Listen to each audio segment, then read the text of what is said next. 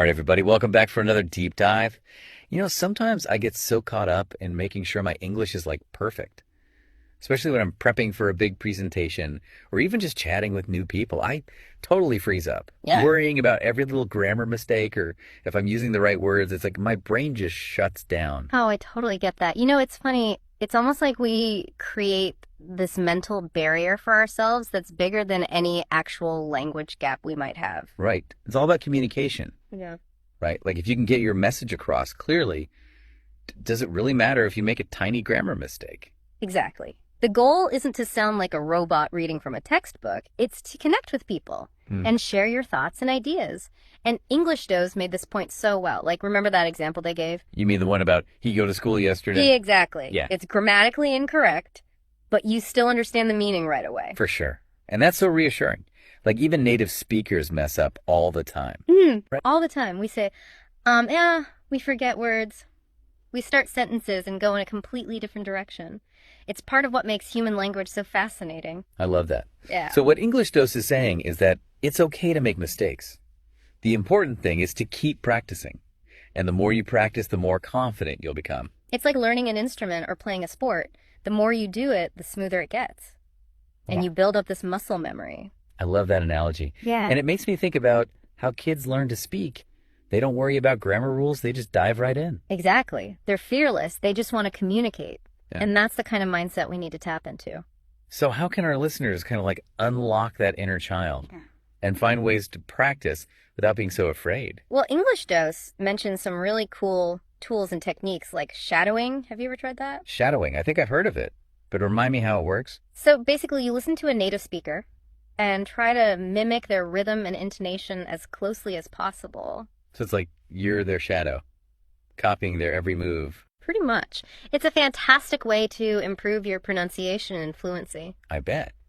And I remember they talked about some AI tools too, right? Like for having practice conversations. Yes. There are some incredible apps out there that use AI to create these simulated conversations. It's like having a language partner available 24/7. And it's a really low-pressure way to practice. I love that. And of course, good old-fashioned flashcards can be super helpful too. Right.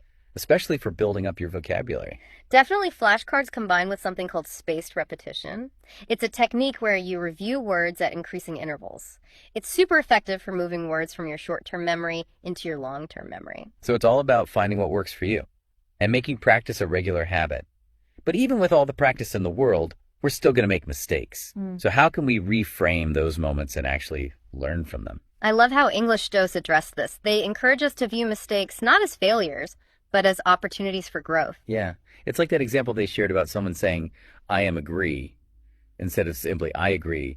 It's a chance to learn and refine your understanding. Exactly. And it highlights the importance of getting feedback, whether it's from a teacher, a tutor, a language exchange partner, or even just paying attention to how native speakers correct themselves. It's true.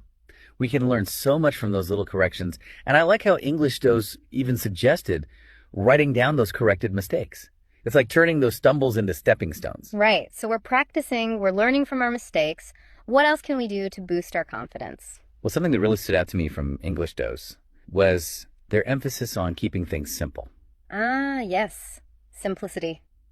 Sometimes we get so caught up in trying to sound impressive that we end up using words and grammar that are way too complicated.